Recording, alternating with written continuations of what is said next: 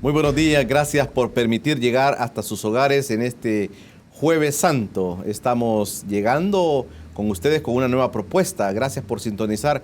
Hoy me acompaña en el estudio en estos días de vacaciones, de Semana Santa, de mucha reflexión.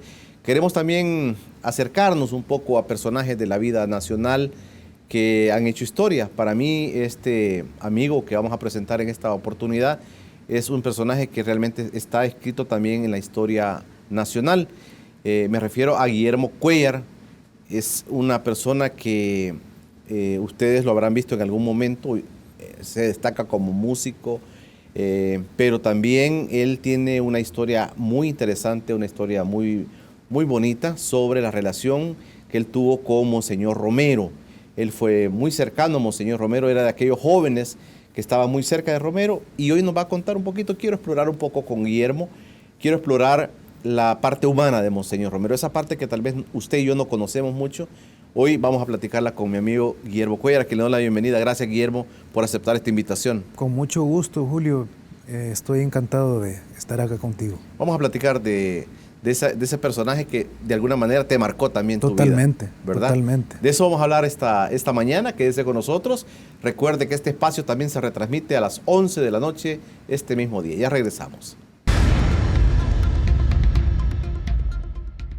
Gracias por quedarse con nosotros en Encuentro con Julio Villagrán. Esta mañana vamos a platicar con Guillermo Cuéllar, conocido en el ámbito social, eclesial como Piquín. Sí. Él es un personaje interesante, estuvo muy cerca, siendo muy joven él, estuvo muy cerca de San Romero, vamos a decirlo así, San Romero, y nos va a contar un poquito sobre su relación bastante personal. ¿Cómo inicia esto? Guillermo, muy joven te acercaste a Romero. Sí, fíjate. La vida te llevó ahí. Totalmente. Yo conocí a Monseñor Romero cuando él era obispo de Santiago de María. Estoy hablando del año 1976 o 75 quizás. Creo que 75. En ese momento yo era un miembro muy activo de la pastoral juvenil de la Iglesia Católica, y entonces recuerdo de que nos propusimos hacer un encuentro de jóvenes para el área de Santiago de María, San Miguel, el Oriente.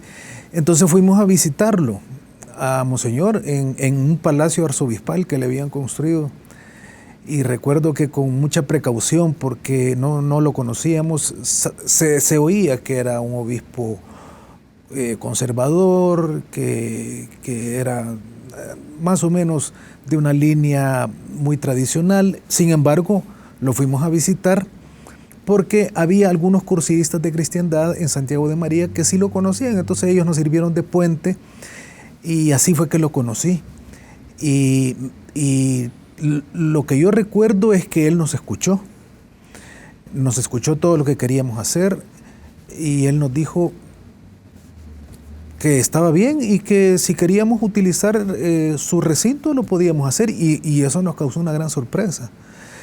Lo cierto es que él, digamos, que avaló en ese momento nuestro encuentro de jóvenes, y estuvo en la clausura y estuvo en algunas reuniones, y bueno, así fue que lo conocí yo antes de ser arzobispo. Pero digamos que en ese momento no había como una vinculación personal, sino que es hasta el año 1977 cuando él ya es arzobispo de San Salvador, sobre todo después del asesinato del padre Rutilio Grande, a quien yo conocí porque fue profesor mío en el externado, y a quien acompañé, a Rutilio Grande, en ciertos momentos en la pastoral que tenía en la parroquia de Aguilares.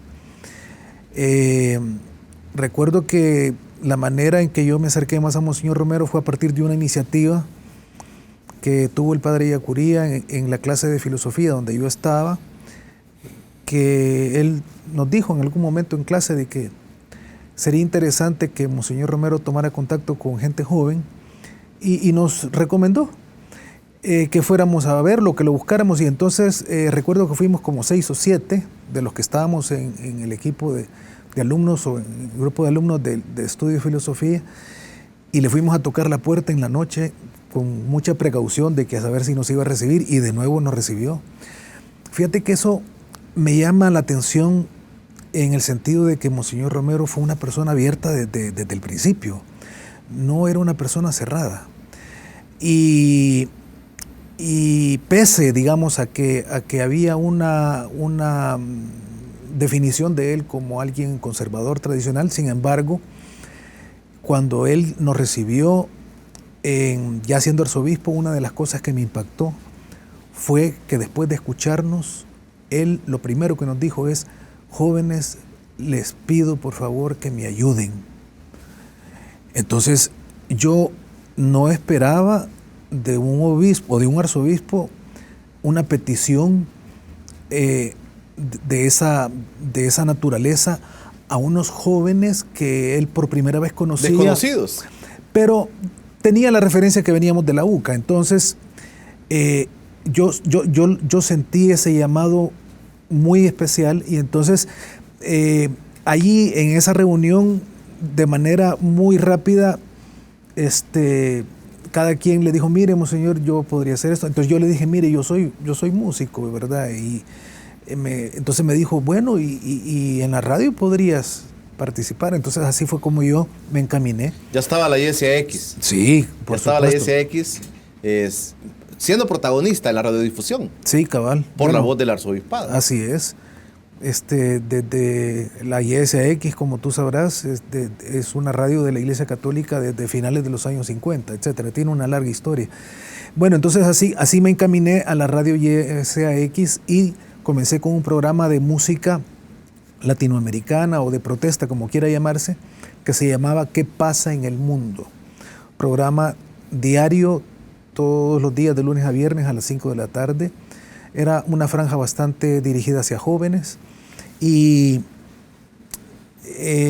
tiempo después se me dio la oportunidad de participar más activamente en equipo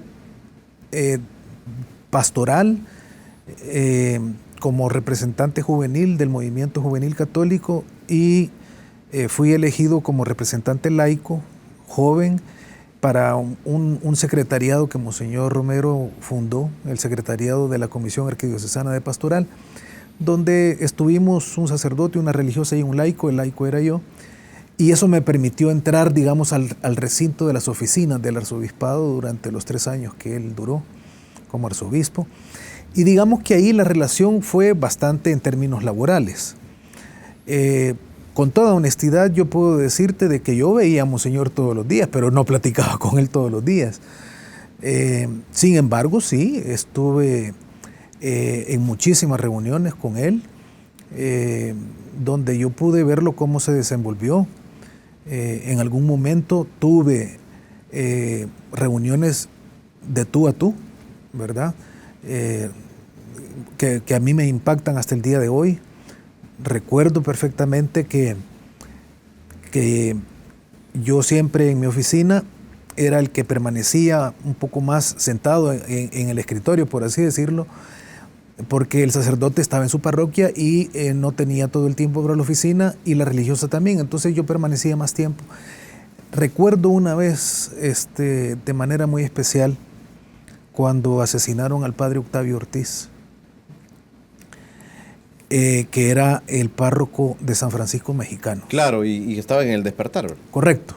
También él hacía una labor pastoral en el Despertar. Ahí lo asesinaron junto a cuatro jóvenes, ¿no? Entonces, yo recuerdo que en una tarde yo estaba en mi escritorio, estaba escribiendo algo, y de repente lo veo en el dintel de la puerta y me quedo sorprendido porque sin previo aviso, y entonces me pidió permiso para pasar y le dijo: monseñor, por favor, y se sentó en el sillón de los que se recibían ahí, y de una sola vez me planteó la cuestión. Me dijo: ¿qué hacemos? Me dijo, con la parroquia de San Francisco Mexicanos. Y entonces yo en ese momento me sentí retado. Ahora lo pienso mejor, ¿verdad? Pero en aquel momento yo le di una propuesta que él aceptó. Me recuerdo que platicamos sobre las posibilidades de sustituir en la parroquia, y yo recuerdo que le sugerí al padre Rafael Palacios. Otro mártir. Otro mártir, tiempo después. Recuerdo que yo era muy amigo de Rafael Palacios, y recuerdo que no tenía parroquia. Entonces, después de barajar ciertos nombres y decir los pros y los contras, él me escuchó mi opinión. Y cuando él me preguntó, ¿y usted qué piensa? Yo le dije, mire, yo creo que el mejor candidato es el padre Rafael Palacios. Entonces me dijo, vaya y dígale y convóquelo para la próxima reunión. Entonces él me tomó la palabra. Con esto yo te quiero decir de que yo tenía 22 años. Pero mira, Guillermo, yo quisiera regresar un poquito al tema de la radio, cuando tú inicias en la radio. Sí. Yo creo que a veces los medios de comunicación no dimensiona, ¿verdad? Y más siendo tú joven, tal vez no dimensionaste lo que estabas haciendo. Realmente la radio, te lo digo por experiencia propia, ¿verdad? La radio se encendía y la radio, encenderla era un riesgo. Sí, a medida que fue pasando el tiempo, lo fue así porque fue casi la única voz, por lo menos desde la radiodifusión y la radiotelevisión. Quizás en los periódicos no, hubo alternativas de ciertos periódicos contestatarios, vamos a llamarlos así, pero en la radiodifusión y en los grandes medios de comunicación tan populares y accesibles como es la radio, la ISAX representó el único canal de expresión y de opinión autorizada que la gente fue acogiendo con mucho cariño y con mucha expectativa cada vez más. Y sí, sobre todo en el campo. En el campo llegó a ser riesgoso, ¿verdad? Que estuviera sintonizada la radio ISAX, pero también recuerdo una anécdota de un buen amigo que trabajaba en la parroquia donde estábamos, que tenía un negocio, y un día nos llegó diciendo, miren, está aumentando el número de ventas de los audífonos. ¿Por qué? Pues sí, porque la gente ya se ponía audífonos para escuchar, ¿va? ¿Por miedo? Claro, por precaución. O sea que eso que tú planteas es correcto. Tienes razón, en aquel momento los que trabajábamos en diversos programas de la radio, en el mismo momento no dimensionábamos todo el impacto que tenía el medio. Creo que ahora lo podemos hacer a la distancia del tiempo, pero sin duda, el fenómeno de la radio católica en esos 3 años es un fenómeno que todavía hay que estudiarlo. Y dicho sea de paso, estoy ahorita enfrascado en una investigación sobre la radio ISAX. ¿Estás escribiendo sobre la radio? Sí, exactamente. En mi trabajo como investigador social, estoy trabajando ahorita el tema de la radio ISAX, su historia, pero sobre todo estudiar y explicar ese impacto que tú realmente has colocado en este momento como una idea muy importante que hay que desentrañar y explicar a la vuelta de los 30 y pico de años. A medida que Monseñor Romero aumenta el volumen, usando esa figura, tú y la radio también aumentan el volumen, Guillermo, hay que decírtelo. Sí, totalmente de acuerdo. Lo he dicho muchas veces, pero... Totalmente de acuerdo. Fíjate que poco a poco, Monseñor Romero fue como jalando, como un imán a un equipo alrededor de la radio que de manera espontánea nos ofrecimos para apoyar la programación de la radio en diversos aspectos, en las noticias, en los comentarios, en la música y en otro tipo de menesteres de la radiodifusión, de tal manera que yo te puedo decir con toda tranquilidad y con mucho orgullo de que por lo menos yo no recibía ni un centavo por esa aportación, y lo hacía con mucho gusto. O sea, me encantaba y me sigue encantando la radiodifusión. Yo sigo trabajando en radio hasta el día de hoy. He tenido programas, he fundado radios, he trabajado en radios durante la guerra, etcétera. Entonces la radiodifusión se incorporó a mi vida desde esa experiencia de la ISAX. Conozco la potencia de ese medio de comunicación y pude experimentar ese lapso de tiempo y lo recuerdo con mucho cariño, esa etapa, y ahí es donde yo aprendí esa magia de la radiodifusión, pero no cabe duda de que el gran atractivo era la palabra de Monseñor Romero, claro, y nosotros nos situábamos alrededor de eso. Y bueno, y estabas en un lugar y en un momento bastante peligroso. Entonces quiero que platiquemos cuando regresemos. También Guillermo Cuellar esa persona que estuvo en la radio YSAX, que era un ícono de la pastoral de Monseñor Romero, sin duda se corrían riesgos. La radio fue dinamitada en varias ocasiones y la gente tenía temores. Le voy a preguntar a mi invitado cómo se vivieron esos momentos también, porque humanamente es bastante difícil soportar tanto sufrimiento, tantas amenazas, tantas cosas que se dieron, que también es bueno contextualizarlas en ese momento que se vivía en el país. Ya vamos a regresar. Recuerde que estamos en esta Semana Santa también en la tercera edición de la Restaurant Week. Los restaurantes que van a aparecer en su pantalla son restaurantes que usted debe visitar con toda su familia. Aproveche las promociones en esta semana. Estamos en celebración de la tercera edición de la Restaurant Week. Usted puede disfrutar los mejores platillos y usted puede disfrutar con su familia en estos momentos de vacación. Recuérdelo bien y tómelo en cuenta. Sigo platicando acá en Encuentro con Julio Villagrán, con Guillermo Cuellar, una persona muy cercana a Monseñor Romero, a San Romero, podemos decir, a San Romero, y que también descubrió algunas cosas humanas que usualmente no conocemos nosotros. Guillermo, Monseñor Romero te iba a transmitir. Yo te quiero contar una anécdota. El recinto de la ISAX, donde también yo tuve el honor de trabajar, ese espíritu de Monseñor Romero, yo creo que se sigue sintiendo. Y me imagino yo, en la época de ustedes, que la fortaleza para que ustedes pudieran trabajar ahí era precisamente él. Totalmente. Nosotros sentíamos, bueno, puedo hablar así en plural, porque no recuerdo a ninguno de los trabajadores, ni los que trabajábamos más al aire, ni el personal administrativo. No recuerdo a ninguno de los que trabajábamos ahí, algunos de ellos asalariados, otros simplemente como colaboradores. No recuerdo a ninguno con aprehensión o con dudas, sino había una especie de empoderamiento y nos sentíamos satisfechos, sentíamos que estábamos haciendo un servicio importante. Y yo creo, en lo particular, yo me sentía muy orgulloso de aportar en algo en que yo sentía que era mi vocación, la música, y también lo que yo fui descubriendo de cómo hacer radio. Y junto a otros amigos y compañeros también. Entonces el ambiente realmente era muy positivo en medio del panorama y del contexto nacional que iba en ascenso cada vez más en términos de la represión política, en términos de la persecución a la iglesia, porque de eso hay que hablar, que así fue en ese periodo. Hubo una persecución a la iglesia católica como tal. Los hechos lo demuestran, la historia lo demuestra, la documentación histórica lo demuestra.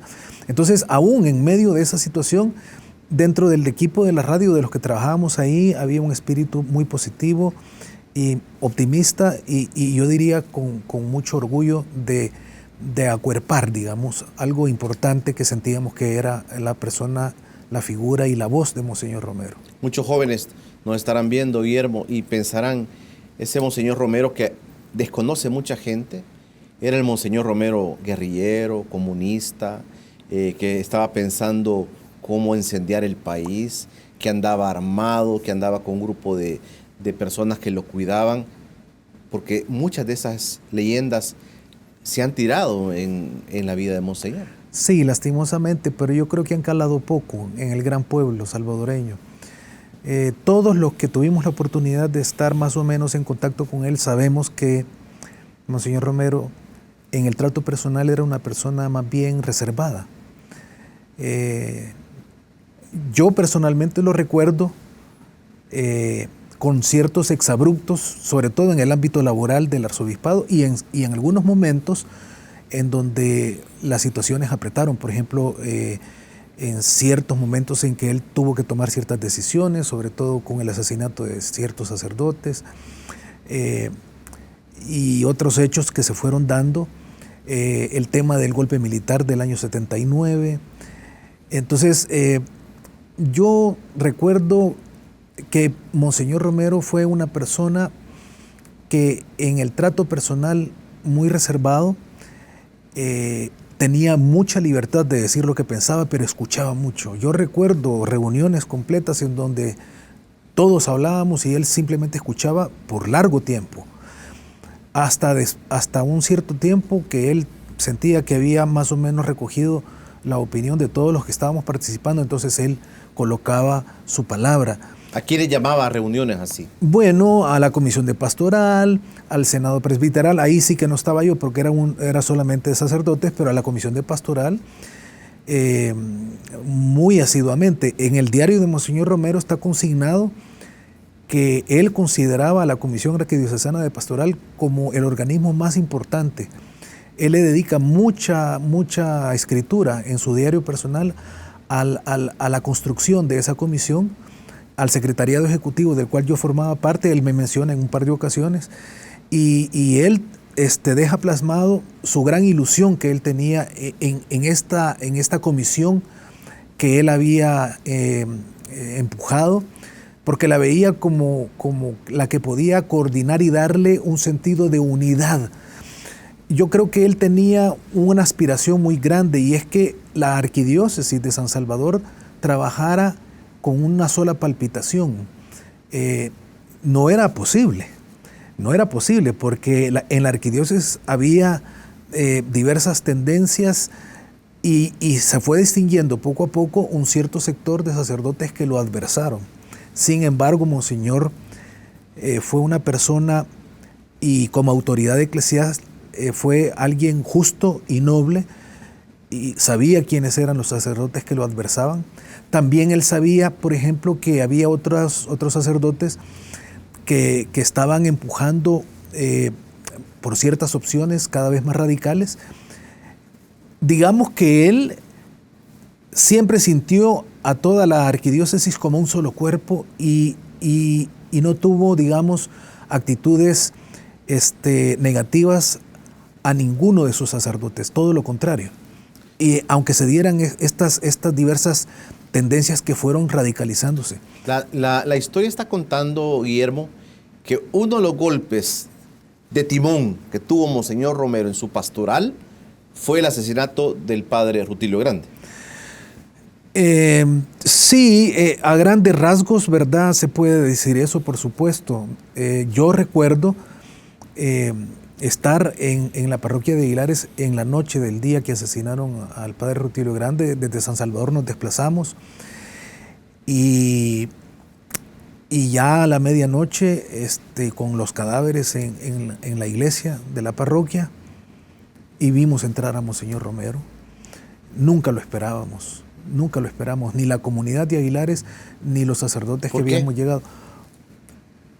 No te sabría decir, porque todavía lo considerábamos como una persona que estaba recién ingresado.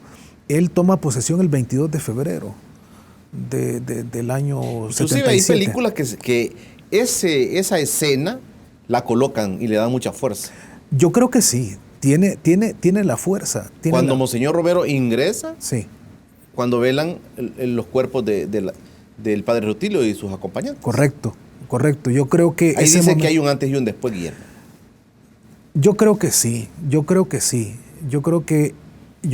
él ahí se percató de muchas cosas que están escritas y que están consignadas en varios testimonios de él mismo, pero también nosotros cambiamos.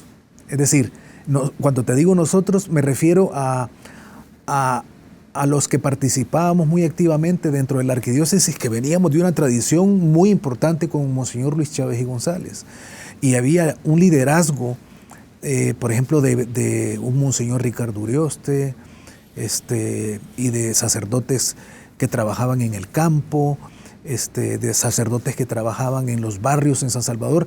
Entonces había un cuerpo eclesial muy, muy sólido, muy identificado. Entonces, cuando te digo que nosotros también cambiamos, es justo decirlo. No solamente él dio un giro, sino que también nosotros dimos un giro hacia él.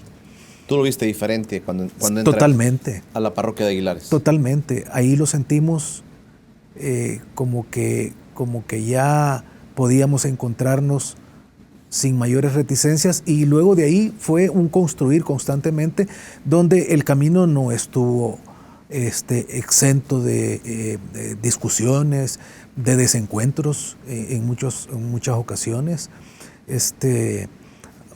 Yo recuerdo que a mí en un par de ocasiones me llamó la atención en reuniones por ciertas intervenciones que yo hacía.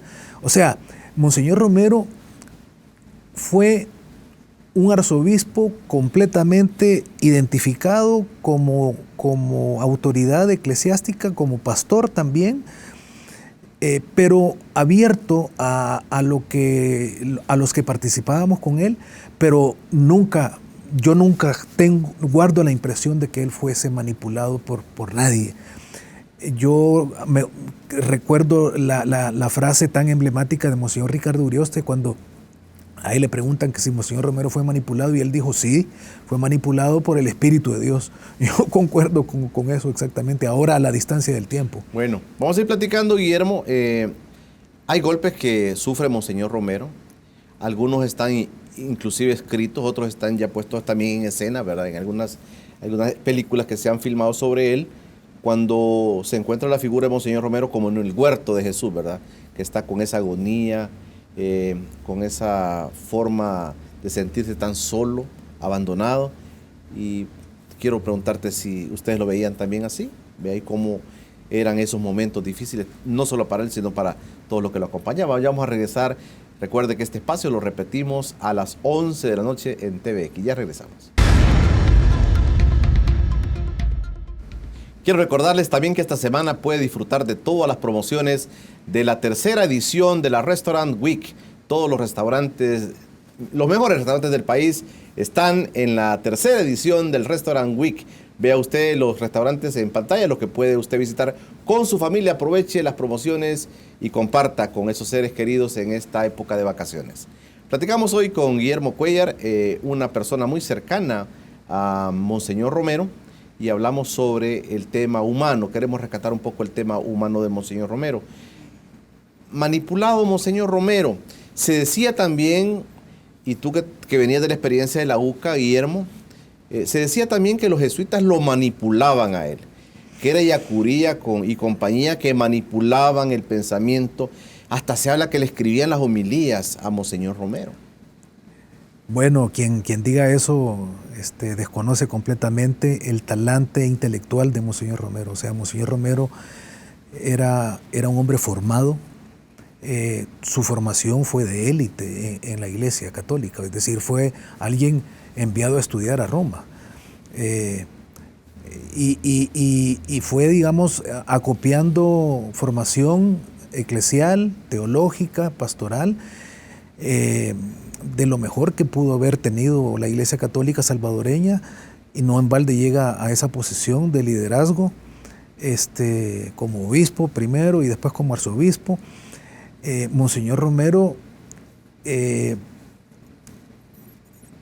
no escribía sus homilías, sino que él lo que hacía era que tenía un grupo de consulta muy asiduo, en donde estaban principalmente sacerdotes, pues te puedo decir Ricardo Urioste, el más cercano, el ahora Monseñor Urrutia, mi primo Roberto Cuéllar, que era el de socorro jurídico del arzobispado, y luego otros sacerdotes que también él llamaba, el padre Fabián Amaya, de vez en cuando el padre Walter Guerra, también en algún momento el ahora cardenal Rosa Chávez, cuando él regresó de sus estudios. En fin, él era un hombre que cada semana recibía una serie de informes, de opiniones, de valoraciones.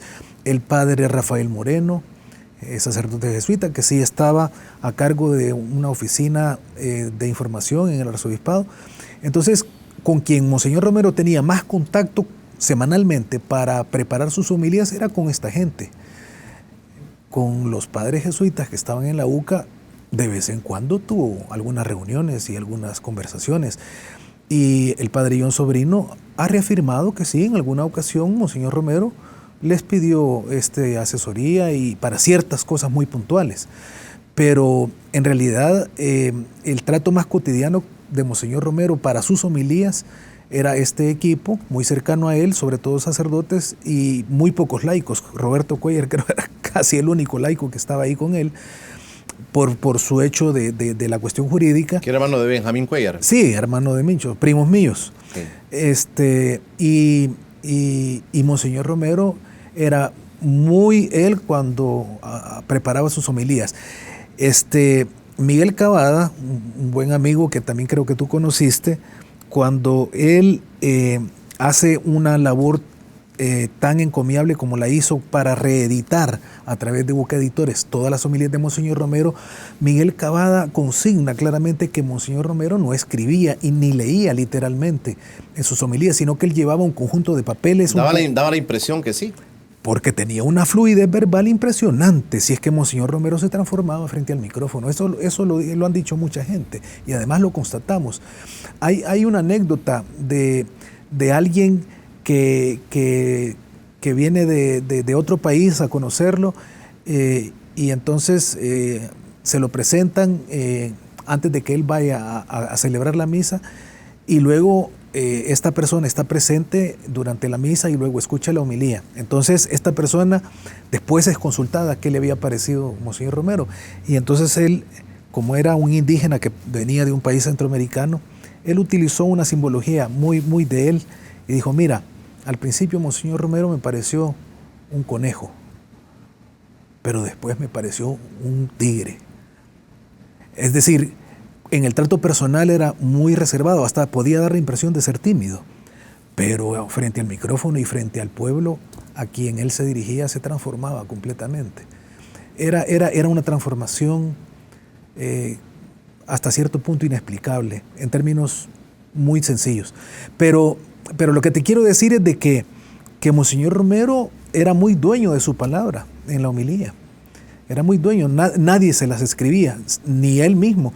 Él construía un esquema que le daba guía y luego tenía una serie de materiales de apoyo. Llevaba una serie de papeles siempre con él y los iba jalando según él iba sintiendo. Iba hilvanando las ideas en el camino, pero tenía una formación teológica sólida. Después de 40 años, Monseñor Romero para ti ha sido un hombre de Dios. Completamente. Yo te lo puedo decir como católico que yo me sigo definiendo, ¿verdad? Aunque debo de reconocer de que ya no tengo una presencia tan protagónica dentro de la Iglesia Católica, pero mi formación fue así y eso es algo que no voy a abandonar. Sí, fue como dijo el padre Yacuría, ¿verdad? Como Monseñor Romero, Dios pasó por nuestro país. No me cabe la menor duda. ¿Estuviste cerca de él? Es que hay cosas que... Digo esto en el sentido sí, de estar con una persona que realmente transformó quizás el pensamiento mismo de la iglesia. Fray Beto, que estuvo con nosotros acá también, dijo que uno de los mayores exponentes de la verdadera teología de la liberación fue Monseñor Romero. Fíjate que sobre eso...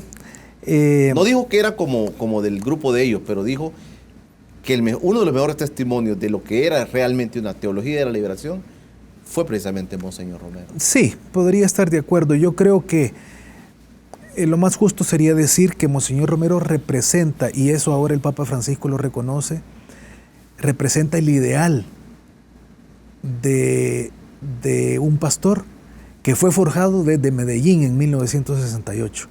No en balde el apelativo que Monseñor Pedro Casaldáliga le coloca a él con su poema famoso San Romero de América. Es decir, Monseñor Romero tuvo la oportunidad y él se dejó llevar y encarnó con todo y su humanidad y sus reticencias y su propio proceso, encarnó el ideal de la iglesia latinoamericana. Eso lo vemos ahora mucho más reafirmado, pues, ¿verdad? El Papa Francisco así lo ha planteado. Y desde muy temprano está dicho por el poema de don Pedro Casaldáliga y luego el resto de gente que lo hemos querido siempre, no solamente en El Salvador, sino en toda América Latina. Yo he viajado por América Latina a nivel de pastoral, a nivel de comunidades eclesiales de base, en encuentros de teología, en encuentros pastorales, y yo me he dado cuenta del cariño, del conocimiento, del aprecio, de la admiración por Monseñor Romero y por la historia de su época. Eso es un fenómeno latinoamericano. Hermanos obispos de él le dieron la espalda. Aquí en El Salvador sí. Lamentablemente eso hay que decirlo, ¿verdad? Él lo consigna en su diario personal, ¿verdad? Eso fue una de las cosas que más le afectaba. El sentir que sus propios hermanos en el episcopado no solamente lo adversaban en términos teológicos o pastorales, sino que lo adversaban humanamente, con calumnias, con difamaciones, con malos informes al Vaticano, jugándole a veces un doble juego y poco a poco retirándole su apoyo. Yo creo que ese aislamiento interno dentro de la conferencia episcopal, que él llegó a influir en mucho en los círculos del Vaticano, creo que ese aislamiento contribuyó a animar a los asesinos para actuar como actuaron contra él, porque sintieron, según ellos, que estaba aislado en la institución. Bueno, cuando regresemos después del corte, Guillermo, te invito para que platiquemos del 24 de marzo de 1980. ¿Qué pasó? ¿Dónde estabas tú también? Sí. ¿Cómo lo viviste? Okay. Ese momento que todos vamos a recordar en el país y la historia lo va a recordar. Estamos platicando con Guillermo Cuéllar, una persona muy cercana a San Romero, y haciendo un poco de reflexión también sobre los rasgos humanos de este arzobispo de San Salvador, que el 24 de marzo de 1980 fue asesinado. Ya vamos a regresar después del corte. Estamos de regreso en Encuentro con Julio Villagrán. Gracias por preferir quedarse con nosotros en esta semana de vacaciones.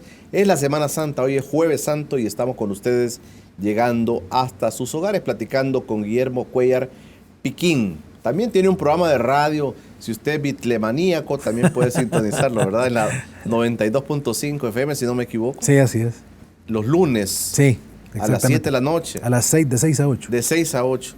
Ahí te escucho a veces también. Okay. Bueno, Guillermo es una persona que estuvo muy cerca de Monseñor Romero y se acerca el 24 de marzo en tu vida. ¿Qué dice eso en tu vida, Guillermo, luego de haber convivido los 3 años con Monseñor Romero? Que los 3 años también es simbólico, ¿verdad? Sí, es cierto, es cierto. Ahora que estamos en Semana Santa. Mira, el 24 de marzo, para mí fue un día de trabajo pastoral. Recuerdo de que viajamos a Tamanique, La Libertad, con Monseñor Ricardo Urioste, con el padre Fermín Moriones, un sacerdote agustino que estaba en la parroquia de la colonia Miramonte, tu servidor y una persona más, no recuerdo. Íbamos 4 viajando para dar un curso pastoral a la comunidad, a una comunidad parroquial ahí en Tamanique. Ahí pasamos el día completo. Cuando veníamos regresando, ya tipo 5 de la tarde, 5:30, sintonizando la ISX, ahí nos enteramos, regresando. Entonces, recuerdo de que Monseñor Urioste me dijo, pasame dejando a mi casa que tengo que prepararme para salir. Entonces yo iba manejando el vehículo, lo pasé dejando a él, pasé dejando al padre Fermín y me fui para mi casa. Y cuando yo entré a mi casa, quien me recibió fue mi madre. Y mi madre fue la que me da la noticia, porque ella sabía lo que para mí significaba, y yo ya le dije, sí mamá, ya sé. Entonces voy a salir, le dije. Yo salí esa tarde-noche de mi casa y no regresé hasta después de los funerales fallidos. O sea, yo pasé toda esa semana fuera de mi casa. No regresé ni a bañarme, ni a cambiarme, ni nada. Pero el 24 de marzo así fue como lo viví, ¿verdad? Cuando uno recibe un golpe de una magnitud de ese tipo, generalmente en el momento uno no dimensiona. Hasta después uno le pasa, cuando se da un golpe, en el momento solamente el aturdimiento, después el dolor empieza a aparecer. Yo creo que así lo viví yo. Creo que en el momento el aturdimiento fue la primera sensación, pero sí detrás de ese aturdimiento yo sabía que tenía que cumplir con ciertas obligaciones como parte del equipo más interno del arzobispado, y me volqué completamente a eso, junto con otros compañeros y preparamos un montón de cosas en relación a cómo iban a seguir los acontecimientos para su funeral, etc. La mayoría de salvadoreños lloró. Sí, me imagino. Yo no, fíjate que en el momento no. Yo creo que el impacto era como más activista. Había que responder, había que planificar, había que visionar lo que había que plantear, qué hacer, cómo responder. Yo me sentía en una posición de cierto nivel de toma de decisiones. Entonces, creo que eso fue el espíritu que a mí me ganó. No recuerdo realmente el llanto que es tan normal en todo ser humano.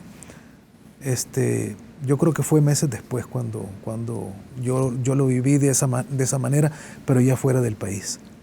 ¿Te ha dado ansiedad luego de todo eso? Ya casi 40 años de eso, ¿te dio ansiedad verlo en los altares? Sí, sí. Tú mismo, Guillermo, lo voy a decir porque tú con tu música nos has golpeado a muchos y tú has dicho por años algo importante y hoy lo estaba recordando. Sí. Proclamen los santos, sí. Proclamen los santos. Sí. Era tu demanda de años. Desde el año 2000. Recuerdo de que justamente en el 20 aniversario, el año 2000, la Fundación Romero preparó algo especial. Y en esa coyuntura yo grabé junto con el grupo Exceso de Equipaje una nueva misa, porque primero compuse la Misa Popular Salvadoreña, pero para el 20 aniversario yo preparé una nueva misa con Monseñor Romero en el centro. Y la última canción de esa misa es Proclamen los santos, en donde yo en aquel momento me planteé un diálogo con el Vaticano, un diálogo que yo sentí que tenía todo el derecho de hacer en términos respetuosos pero demandantes al mismo tiempo. Y básicamente lo que planteo es proclamen los santos siguiendo su andar. Es decir, no nos sirve de nada que lo hagan santos si no van a seguir su ejemplo. En aquel momento me parecía que era un reclamo de un salvadoreño representando a un gran conglomerado nacional, pero que no iba a tener eco. ¿Qué dice la canción? Porque yo pensé que ibas a traer tu guitarra, dije, vamos a Guillermo a cantar. ¿Qué dice la letra de la canción? Nos piden milagros allende el mar. Historias grandiosas. Si quieres puedes cantar la capela también. Nos piden milagros allende el mar. Historias grandiosas para no dudar del juicio de quienes le vimos pasar, amando a su pueblo y moviendo a pensar. Proclamen los santos, proclamen los santos, proclamen los santos, haciendo sanar los ríos de llanto, mordaza y espanto. Proclamen los santos, siguiendo su andar. Por ahí va más o menos. Muy bien, 3 gracias. Estrofas más. Pero es un reclamo al Vaticano, a la cúpula del Vaticano, sin mucha esperanza de que tuviese eco. Resultó ser, digamos, un llamado que sí, al final tuvo eco, pero en el momento en que tenía que ser. ¿Cuándo te enteraste que era beatificado? En febrero del año 2015, cuando se dio la noticia del Vaticano, ¿verdad? Que fue en el mes de febrero del año 2015. Ahí fue cuando yo me enteré. Y recuerdo que empezamos el revuelo con amigos cercanos, músicos, Paulino Espinosa, Roberto Quesada y otros músicos, y nos empezamos a preparar hasta que hicimos un esfuerzo musical. Yo compuse una canción que se llama Beato Pastor Mártir de Amor. La grabamos, la difundimos. ¿Dónde podemos encontrar todo tu material, Guillermo? En YouTube. En YouTube está toda la misa popular salvadoreña, está toda la misa mesoamericana, están los cantos que yo compuse para los sacerdotes que fueron asesinados y otros cantos más que fui grabando con Yolocán Baitá, con la banda Tepehuani después, con Exceso de Equipaje después. Ahí están en YouTube, y lo más chistoso es que yo no las he subido. Yo no he hecho ningún esfuerzo por subir mi música, la han subido otras personas. ¿Te estás preparando para ver en los altares a Romero? Digo, musicalmente. Pues fíjate que musicalmente yo me quedaría con la canción que ya le compuse, porque tuvo mucha aceptación. Lo único que le voy a cambiar la palabra de beato a santo, y que rima y que métricamente cabe perfectamente. La voy a volver a grabar, pero cambiándole esa parte nada más. Pero a mí me gusta mucho esa canción que me salió del alma. Para los creyentes, para los católicos, para las personas que aman la justicia, la libertad, todos estos valores, ¿qué significa Monseñor Romero, para ir terminando, Guillermo? Monseñor Romero significa el mejor ejemplo que los salvadoreños podemos seguir en el siglo XXI. Una persona dedicada a la gente más pobre, una persona abierta al diálogo, una persona que no discriminó a nadie, una persona que quiso con todo su corazón a su patria. Eso lo demuestran, por ejemplo, muchas fotografías de su primera época, de cuando él viaja al Vaticano y él hace un grupo de fotografías que el Museo de la Imagen y la Palabra ha editado con una bonita edición. Monseñor Romero fue un buen salvadoreño en términos de amar entrañablemente a su país, a su patria. Y entonces yo creo que todo eso es lo que significa ahora Monseñor Romero, porque yo siento, puedo equivocarme, pero yo siento que los salvadoreños hemos perdido muchísimo en nuestro sentido de nacionalidad. Miramos demasiado hacia afuera cada vez más. Yo me atrevería a decir de que hay muchas personas que hasta avergonzados se sienten de nuestro propio país. Y Monseñor Romero significa todo lo contrario. El Salvador tiene sentido, tiene esperanza, tiene futuro, pero hay que cambiar. Hay que cambiar de actitud, hay que cambiar de visión, hay que cambiar un montón de cosas, ¿verdad? Todo eso para mí significa, creo, Monseñor Romero, en un nuevo siglo, el siglo XXI. Y en todos los pasajes, los miles de pasajes que tienes de tu relación con él, Guillermo, ¿con cuál te quedas tú? Me quedo con dos momentos. Contanos los momentos. El primer momento es cuando él me pidió perdón en una reunión. O sea, eso es para mí algo inaudito y entrañable. Él me regañó en esa reunión. Y yo recuerdo que me sentí muy impactado y él se dio cuenta.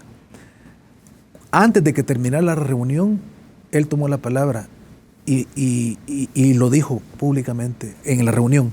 Habíamos como unas 40 personas en esa reunión. Y dijo, yo quiero pedirle perdón a Piquín por lo que le dije antes. Yo sé que él es un buen cristiano. Y eso es algo con lo que me quedo. Y el otro momento con el que me quedo... Humildad. Es decir, ¿cómo va a ser? ¿Cómo él te puede...? ¿Cómo va a ser un arzobispo, verdad? Con un joven de 23 años, que es un empleado del arzobispado, y él me conoce como un joven laico que está metido en la pastoral juvenil y que él mismo también ha llamado para acompañarlo en una de sus iniciativas. Pero él era el arzobispo. Generalmente la gente que se coloca en la cúspide no suele pedir perdón a sus súbditos, vamos a decirlo así. El otro momento con el que me quedo, Julio, es cuando él me pidió que compusiera una canción para el Divino Salvador del mundo, y también fue en público. Yo lo he relatado esto hasta la saciedad y está publicado en varios medios.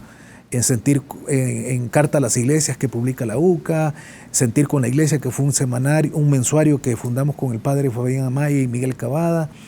En diversas partes ha sido plasmada esta historia que yo cuento de cómo él... Es que el mismo Monseñor Romero, en una homilía, habla y se refiere a ti y dice, esta es la letra que Guillermo Cuéllar Piquín escribió. Bueno, fíjate que él no dice exactamente mi nombre porque él sabía que era peligroso decir nombres. Él dice un compositor y poeta. Fíjate bien, fíjate bien